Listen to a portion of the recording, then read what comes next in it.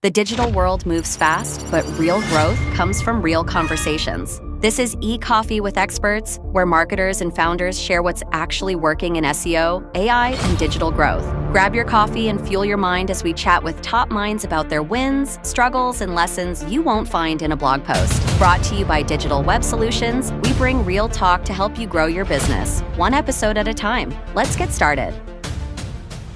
Hi, everyone, and welcome back to the show. Today, I have Larry with me from Swipeit. We're going to talk about a very interesting and very well-known product today, which is gift cards. I'm a big fan of gift cards. I thought it was around forever, but Larry been through it all, and he's going to tell us the whole history behind it, how a simple, birthday / Christmas gift card came to life. And yeah, Larry, how are you? I am great. Thank you for inviting us to share the podcast with you. Very excited to talk about gift cards. Amazing. And not just gift card, but we're going to approach your angle, how you were able to grow the business, how you were able to get customers, and how did you basically start marketing this new product? Because as you said, when you started gift cards, people did not even understand what it was. So starting a product where you have to educate people, it's a very different journey as compared to, some of the service businesses or something that have been around for a long time. Like, let's say, healthcare or something. Right. Yeah. So let's start. You've been doing this for 26 years. That's what, Yeah, 26 years. It's the only job I've ever had. And how did you start? What was your idea? Tell us the whole thing. So when I was a junior at college, there was a company that was walking around and they started an off-campus meal plan. So basically, they had gone out and they got 10 restaurants in the downtown area where this college was. I went to a college in Massachusetts called UMass Amherst. So this guy went out and he put together this program. And so instead of eating in the cafeteria, you would give this guy $1,000. You got this card, and then you could use this card at 10 restaurants in the downtown area. And so we're like, well, that's pretty cool. I had already spent my meal money for the chef at the fraternity house. So I could look from afar, but I couldn't participate. But I had some friends that did. And then my senior year, he was out there again, pounding the pavement, trying to get people to sign up for the program. And I thought it was a really cool idea, giving access to the students to be able to eat their foods at local restaurants instead of in the dining commons. And, 26 years ago, the food in the dining commons across all campuses was very bad. I mean, you were happy to eat cereal, I think, so the food wasn't very good. So kids wanted to eat pizza. They wanted to go get a burger. So saw this program, saw it for 2 years. And then when I graduated my senior year, a buddy of mine said, why don't we try to start this same thing in Boston? Boston has 1 million college kids, tons of restaurants. So when I graduated from UMass, we decided that we would try to start our own off-campus meal plan in Boston. So we were able to find a software developer to build the software. And we had some connections with some of the local restaurants. And so we graduated and we got a small business loan that we had to get co-signed by our mother. And I think we started with like a $25,000, very small loan, and we were able to go out and we went after Boston College. So it's kind of a smaller school, and we were just trying to get the restaurants signed up, and then we would have to market to the kids, really market it to the parents of the kids because they're the ones who have the money. And that's what we started doing. And so it takes time. It was slow going. We went after Boston, then we went out to the University of Maryland in College Park.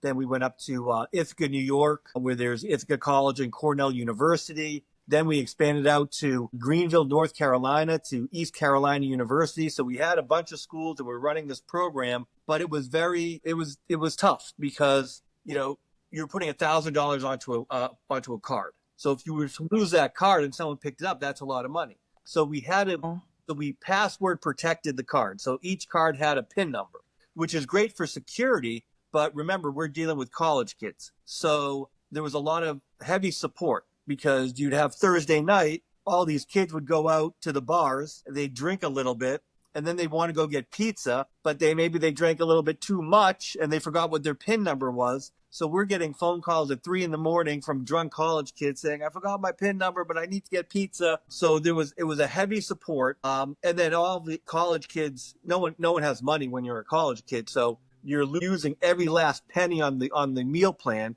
So it was no unredeemed, no float left over. Eventually, we got to the point where we decided that we would stop the college program and concentrate just on the gift cards, because at about the same time, Home Depot and McDonald's started promoting their gift cards. If you remember, McDonald's came out with a whole campaign. They called it the Arch Card. And that was great for us because that gave exposure to gift cards. Because like I said earlier, like when I went into a restaurant for the first time, I said, hey, we want to get you set up with gift cards. They thought I was talking about a gift card, like happy birthday gift card. And we were like, no, a plastic gift card. And so that's when Home Depot and McDonald's started really promoting it, it helped us, because then we would say, no, a gift card like Home Depot. No, a gift card like McDonald's. And then they were like, I get it. Because at that time, the only ones who were doing the plastic gift cards were large corporations, only the big guys.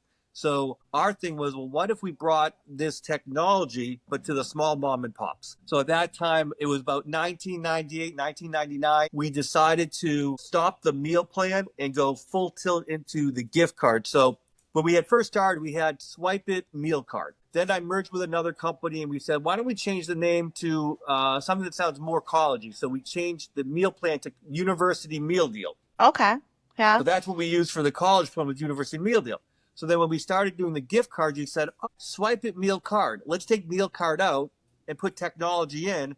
And now we'll do Swipeit technology, and that will be the gift card program. And University Meal Deal will be the college program. Eventually, we got rid of the college program, and 26 years later, we are concentrating 100% on the gift cards for small to mid-sized merchants, anywhere from Cape Cod to California, everywhere in between. We even have some clients in Jamaica, some Caribbean islands, and 26 years later, we have about 6,000 clients across the country. So we went from, one place, and we just kept building and building and building.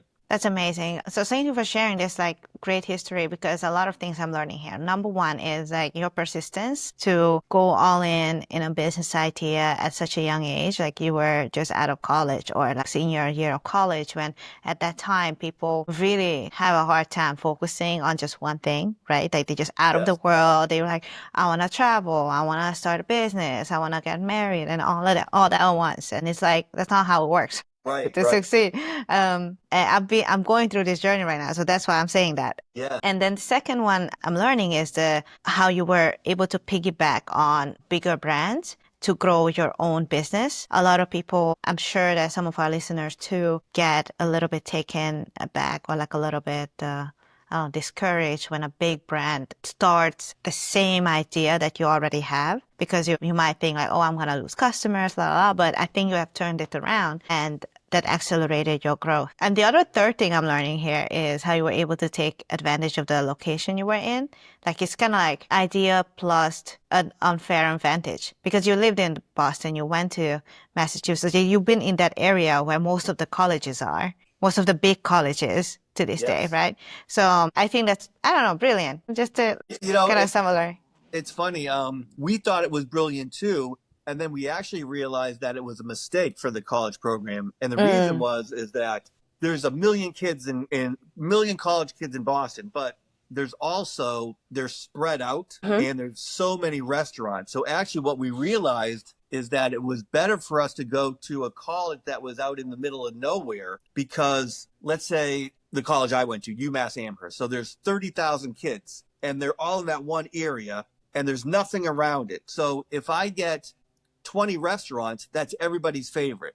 But if I'm in Boston, I get 20 restaurants. Well, that's nothing. There's, 1,000 restaurants. So if I only have 20, so we actually realized that for the college program, it wasn't most important how many college kids there were, because obviously Boston's great. It was how densely populated the area was. So like if I went up to a place in the middle of nowhere and I got 20 restaurants, that's all the restaurants. So I have everybody's favorite, where if I'm in New York City, I wouldn't have everyone's favorite. And then people, well, you don't have the place that I like, and you don't have this place, so I'm not going to join the program. So a lot of the stuff we were just learning on the fly. And then what you had mentioned earlier about, the big companies doing it, the other way to look at that is, if the big companies are doing it, they're putting in a lot of research and development, and they're putting a lot of brain power into it. Where obviously I'm just one guy here. I know when I first started, I had one brain, so that was it. So I kind of looked at what the big companies were doing and basically just copied them. if McDonald's was marketing their gift card in this way, well, they probably put so much information and research into how they should market their gift card. And so I can now see what McDonald's is doing for their gift card and then take that same idea, that same concept, and bring it down to this one location hamburger place in Virginia and say, okay, here's what we're going to do. We're going to copy everything McDonald's did because that works. Okay. So sometimes it's nice to have the big companies working in the same arena because you can kind of steal their ideas and see what works, what doesn't work, and kind of just scale it into a much smaller model for your small merchants. Amazing, amazing. My other question is that since you've been starting it like 26 years ago when Google took off and the internet, how do you manage over the many years of running your business? Kind of like adopting to this very fast-pacing technology. So Google, and of course, people going mobile first, and all that. We so even had COVID. I mean, we had a lot of things so technology has certainly helped us. It's, makes business easier. Growing up, I used to go in to work with my dad, and I remember when the fax machine came out. Like that was like, oh, this is going to make things easier because now I can fax stuff. Everything back then, it was a phone call. You had to talk people through things, and that was it. So when the fax machine came out, it was like, wow, that was huge. And from a fax machine to email and everything we do now, even something as little as DocuSign, so making it easier to get agreements. So back in the so if we go way, way back, my dad would have to mail a contract out. They would have to sign it and mail it back. Okay, then we got the fax machine where we could fax it and they could fax it back. Now with DocuSign, I go online, I make the agreement, I send it, they fill it out online. Next thing I know, I have notification. Business is moving in a much faster pace, so technology is great. On the flip side is growing up, remembering my dad would go into work on a Saturday, and when he left the house, he was gone. And then when he got home, you'd see him again. And on Sunday, he wasn't working. But with technology, we're always working. We can't escape it. More people are working remotely. So now you wake up and you're at work. You go to bed, you're at work. You're never disconnected from your email. So it's, where we used to work 9 to 5 jobs, we're working 24/7 now just because that's the way it is. And your customers and your clients, they're expecting you to get back to them at all hours. Like if they have a question and they send an email on a Saturday, they expect you to respond to them.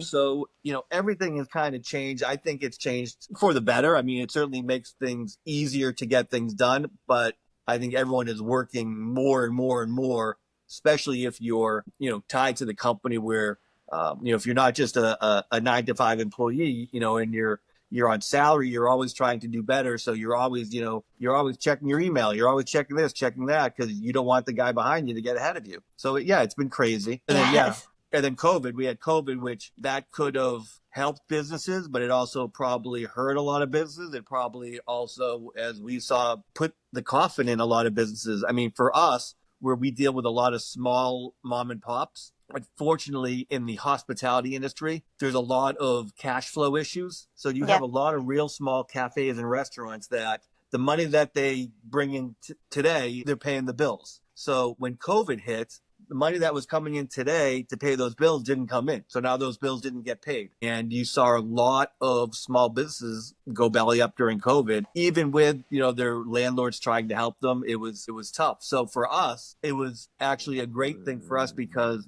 all of a sudden you had COVID and all these restaurants and retail merchants, they shut down and everyone was saying, how can we help them? What can we do to help the little guys? How can we help them?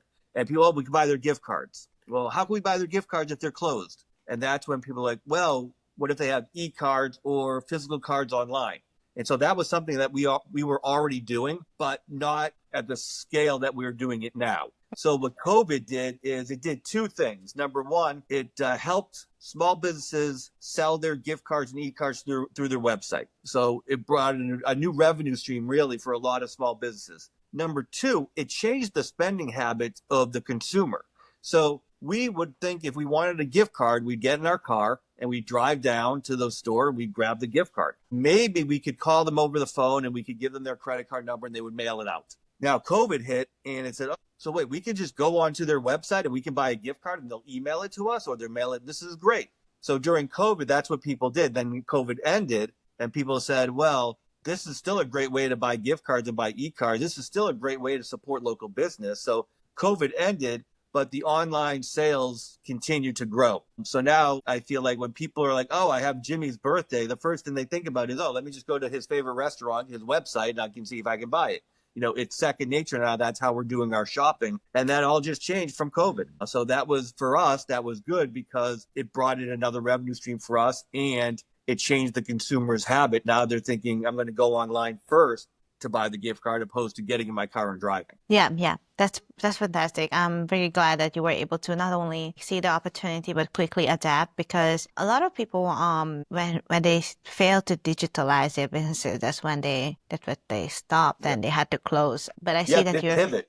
Yeah, they had to pivot. So as a marketer myself, what are the different ways you get customers? Is it mostly networking? Is it maybe paid ads, or what are the different channels? Yeah, so probably the biggest thing is referrals. So Referrals. if you have a customer who likes your service, they're going to tell people about it. So that's probably our biggest thing is referrals. And then we've been very, very, very lucky that our clientele continues to grow. So basically, I own one restaurant, things are going well, and then I decide to open up a second restaurant. So obviously I'm going to go back to Swipeit and say, hey, I'm opening up a second location. I need gift cards for that second location. So we've seen a lot of growth from our existing clients. And again, that also comes back to COVID, because during COVID, you had a lot of locations that might have had really good spots, but they weren't the best business owners. So unfortunately, they went out of business. And all of a sudden, you have some prime real estate open up for restaurants that were doing well. So now I have 2 restaurants, and I've always been keeping an eye on that on the corner. It just opened up. So now I'm going to expand. So where you had a bunch of places going out of business, you had a bunch of retailers then saying opportunity, opportunity, opportunity. And so we've grown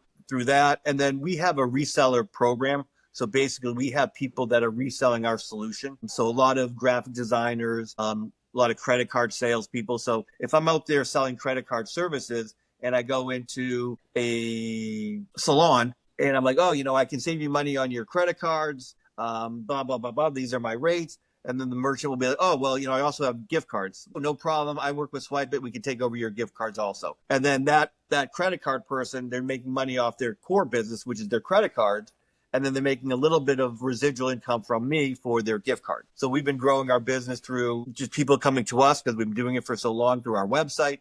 But also we have a whole reseller network that allows people to generate additional revenue by selling our solution. That's amazing. I just love that, again, like the fruit of your persistence and consistency kind of brings in leads through word of mouth. Like this is the best way of marketing, because your product has been so helpful, around, safe, that there's no brainer for restaurants to use your services. Right. Yes, which kind of brings me to connect you with someone I know. A friend of mine does marketing specifically for restaurants and stuff. Oh, yeah. So I'll connect you with him. Awesome. Do you see that this gift card strategy is also another marketing strategy for a 100%. Lot of companies? Like, how does that work? Yes. So people think gift cards and they just think, okay, it's just going to generate revenue. I'm just going to sell it and someone will buy it. But we want you to think outside the box. There's so much more that a gift card does. So we use gift cards for tracking donations.